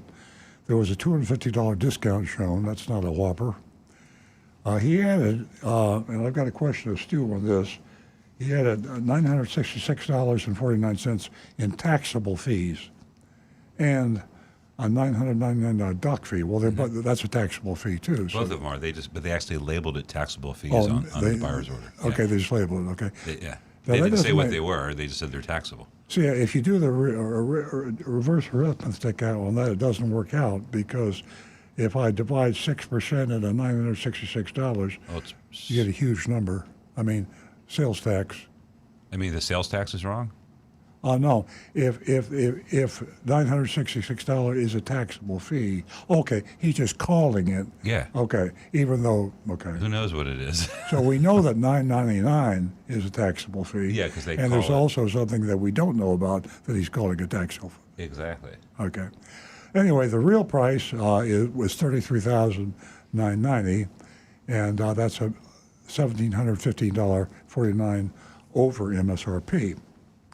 Now, you know there are a lot of cars on the lot, and you know he just said there's a lot of discounts and a lot of special interest rates. So now they're asking for $1,715 over MSRP. So something is not right about this picture. We'll continue. While he was gone, I pulled up their website on my phone, came across a coupon for $1,000 off, of any vehicle in stock. And I showed that to him when he came back. Darrell then said that if I'm ready to do business right now, he can likely get that for me as well, and then suggested I give him a number where I feel I should have to pay for the CX-5. So it's the old game. It's the old game. And you can see he's a rookie because he's running back and forth, only been there 10 days, and he's a puppet by the manager behind the closed door, probably the one conducting the meeting. I looked at him and said, ideally, I'd like to be closer to what the window sticker is out the door. He looked at me and said, that's likely not going to happen. Those days are over. Okay. Darrell pointed out that they typically mark their vehicles up $3,500 over sticker price. But since I'm a loyal customer, they're giving it to me at MSRP and even discounting it a little bit. Well, Not really. yeah. I mean, Daryl might think they're doing that. Yeah, so that's the game they're all playing. Is they discount the MSRP, then they add back junk fees, which means they don't discount the MSRP. They charge you over that. So you've heard that. Your regular listeners have heard this story before. I told them, thank you for your time. I'll be in touch. Need to try to reach my husband, see what he thinks, and get back to you. He suggested that I call my husband now, see what we can do. They always say that because his manager's eager to sell cars and make me a deal. Old school, old school, old school. He really wants to sell a car today. Oh. Let's make him happy. Yeah. Oh, yeah. I printed to make a phone call. I told him I was not able to get my husband, and I get back to him. He asked me to wait so his sales manager could come and talk to me. I waited for a few minutes, and when he didn't return, I went to the restroom and then looked around for him, but I still didn't see him anywhere, so I left through the side door. I got into my seat, put on my seatbelt, and as I was pulling out, Daryl came running towards my car. This is like the movie, it's just, you've seen this over and over again. That's because the drill sergeant. Wait a minute, don't go in. I put my window down and let him know that I was trying to reach my husband, and I'll be in touch with him, and thanked him for my time. So there we have it. The boss said, get out there and stop her. Right. Go. Don't run. let her leave. Run. Go get her. If she leaves, you're fired. Yeah. So there we have it, old school. And So, Earl, yeah. how much over the MSRP did they want to sell that vehicle for? Being as we're questioning the taxable fees. About $3,700, $4,000. No, $1,700 over. $1,700 over, yeah. $1,700. Yeah, $1,715.49 over. Yeah. Wow. So remember, we grade on the curve. I always remind our newer listeners for that. There's no such thing as a perfect car dealer. God knows that's true. And if you fail everybody, then we don't have a referral service. You have to buy a car from a dealer, unfortunately, unless you're buying an electric vehicle. And so we have to grade on the curve. So they might be kind of shabby, but don't give them an F unless they just absolutely the worst of the worst. What do we give? Fs to maybe 5% and A's to maybe 2%? We gave an F last week. Yeah.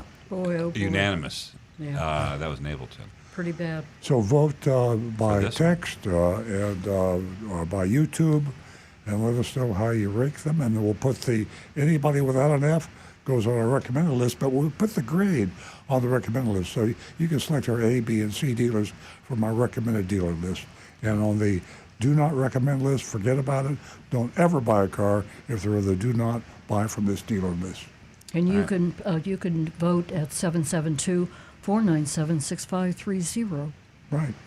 Well, we got Bob gives a B from Mazda of Palm Beach. B from Bob. Jonathan in Palm Coast. The reputation of Greco dealerships precede the mystery shopping report, but we do have a correction. This is not a Greco dealership, but cultures are hard to change. Therefore, breaking federal law is no surprise. With that in mind, along with the numerous taxable fees and fraudulent $1,000 coupons, I'll give Greco the grade I feel they deserve, a D-. I was trying to think clearly about the whole process. Nothing really was. I mean, the Daryl was nice. There wasn't an addendum issue. They had a lot of fees, but that's par for the course. It's unusual that they're so far above MSRP on a pretty easy to get vehicle, but I'm going to give them a C because it sounds just like your typical experience. It even sounds like a pre-pandemic experience. So C from me. I think that what we see here is almost original, old school. Here is a dealer with too many cars. Mm-hmm. I mean, there's the car inventories are rising. Apparently, the Mazda inventories are rising very fast, at least in this particular dealership. So when you have too many cars, you can get a good deal if you go by our recommendations, shop and compare, and really do some serious. But if you go in, even in when a dealer has too many cars, like in the old days. I say the old days, that was like 4 years ago. So 4 years ago, if a dealer had too many cars, you could get a hell of a deal, but you got to go by what we teach you on this show. Shop and compare. Competition is your friend. Get it three or four prices. There's no reason that you're going to buy a Mazda CX-5 for almost $2,000 over MSRP. I think we need to ask Agent Lightning to press it a little bit now and have not just accept it and have her go through the whole. It'd be interesting to take a dealer like this with too many cars and have someone go through play the game and get the best price they could. Maybe we need to hire Marty for that. Yeah, Marty could do that. Yeah. Marty, I want you to spend 12 hours at the dealership from the time they open and don't leave until they close, and you get a good deal. Wear them down. Okay. All right, so Rick, what's going on over there? Well, we've got Joseph Kelleher with a D. Would have been a little higher if they'd sold the car at MSRP. And over on this side, we have Mark Anderson, grade C minus. Kind of feel sorry for Daryl. Not sure if I should, but I did. I did too. Tim Gilliland, not the worst, but I still wouldn't let my mom go there by herself. C minus. Good point. Tom Steckel, C minus. No addendums, but fake taxable fees. Not as egregious as Sport Mazda in Orlando. Maybe that's one we ought to put on the list. Sport Mazda? Sport Mazda in Orlando. Okay, keep that in mind. Scott H. Sr. says C. Brian Sedlatko, I'll give Mazda a C. Kyle in Pennsylvania, F. With a ton of inventory, you should be able to get one $5,000 under MSRP. Wow, Kyle's went hardball there. All right, go for it. Johnny Z. Fradley says D. Rocky Blockatiel, C. Average old school tactics. T-Cash, D for those days are over. Earl, please keep fighting for the Cars Act. Yes. Honestly. Let's see here. Cliff's Picks, D. Too high over MSRP and fees. And Cram 1624, what happened to the $1,000 coupon? You think you would take off another 1,000? D. And by the way, we did have one little note here. T-Cash says she should have brought in 34 of those $1,000 off coupons. It actually worked in Massachusetts. Apparently, one time back in the past, a guy got a free Cadillac because the advertisement did not say limit one coupon per deal. That's when they first came up with the limit one coupon per deal idea. I think so. Anytime you see a sign, that means something happened. For myself, I'm going with C. Yeah, I think it's pretty much an average place. Yeah. They're going to play that same old game. Oh yeah. But I think if you fight it properly, you could probably get a reasonable deal. Not a good deal or great deal, but a reasonable deal. I'm sure you can. I mean, if you go by what you learn on this show or our blog, Earl on Cars, if you just use the rule using competition against them, there's nothing that works better than shopping a deal with several Mazda dealers. And in South Florida, we probably got a dozen Mazda dealers, and you could certainly get a very, very good price if all those Mazda dealers have a lot of cars in stock, which I believe they do. Nancy? Okay, I got to say, what's up with the $1,000 coupon? Why couldn't they honor it? Another thing, Daryl was very honest and said they had an overflow of inventory. What happened in negotiating? And what's up with all these fees? I have to go without saying, I give them an F. The Black Widow strikes again. All right. Well, things are starting to heat up in the market. We need a Black Widow. Yep. I got to go. Too many with it. people are complacent, and they say this dealer's doing the same thing, and you've got to, roll with the punches. I got to go with a C. Good for you. Can I have my blog? Can you hand me my blog? And Earl, this is Earl on Cars, so that's the official grade. So they go on the list with a C. I think they're already on there with a C. By the way, Mazda had their best year last year. They've had a long time. Mazda has been struggling. I have a blog which we can't find right now, but I urge you to look at this week's blog at earloncars.com, and it's an open letter to honest car dealers. And I basically am trying to, I'm basically trying to get the honest car dealers, and there are a few, to write the Federal Trade Commission, call the Federal Trade Commission. We need to back the regulation that is on hold now because of the court in Texas and the National Automobile Dealer Association holding it up. July 30th was supposed to be the implementation date for the Combat Auto Retail Scam. Combat Auto Retail Scam, CARS, that's the name of the Federal Trade Commission regulation that would really save the day for consumers. Basically, bottom line, when they advertised or quoted a price, it would have to be the out-the-door price, meaning the actual price you could buy it for, plus tax and tag only, sales tax and license plate, no junk fees. Junk fees would really be stopped if this regulation goes into effect. So, Jonathan, you want to try to put that QR code up on the back? I don't know if this is going to work or not. Consumer Reports March issue has an article in there, and advertisement is inside the front cover, and they show a QR code, and the article they have is about junk fees. They are soliciting us, the consumers, to fill out this form, and then if you can scan the QR code that Jonathan will display on the screen, fine. If not, it's in the March Consumer Reports. Scan that, sign up, and tell them that you support the Federal Trade Commission's rules against combating junk fees. And if they can get enough signatures, all you have to do is fill out a little form. You don't actually have to sign anything, put your name down. And if you can go to the Consumer Report, support the petition, that'll go to the Federal Trade Commission. It's what you can do to help us and all car buyers support the Federal Trade Commission to combat auto retail scams, CARS.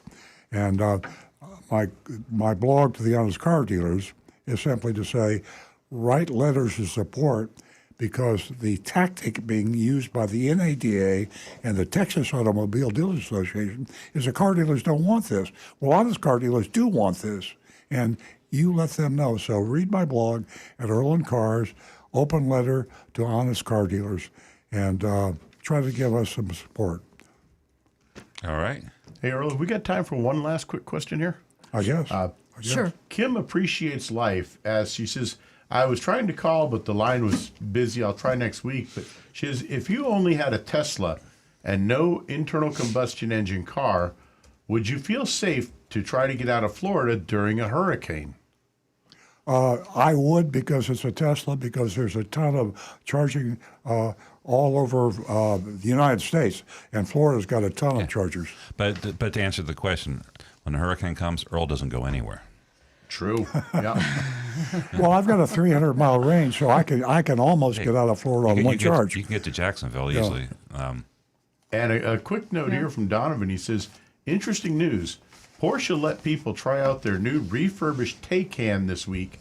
The car, which electric Porsche, the car is able to do almost 400 miles of highway speed range. Wow. But more interestingly, it can charge from 5% to 80% in just 14 minutes. Great. It adds 200 miles of range in just 8 minutes. This is the first next-gen EV with next-gen batteries and charging. And it only costs $400,000, right? I don't know the price on that one, but I mean, let's face it. How expensive were hybrids when Prius first hit the market? I agree. Like the hybrid battery was $10,000. Now it's $2,000. I mean, it's so as the technology improves, those prices will come down. So electric cars may just wind up working out.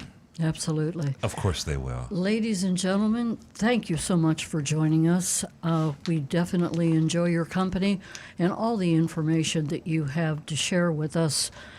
Stay tuned next week at the same time at 8 a.m.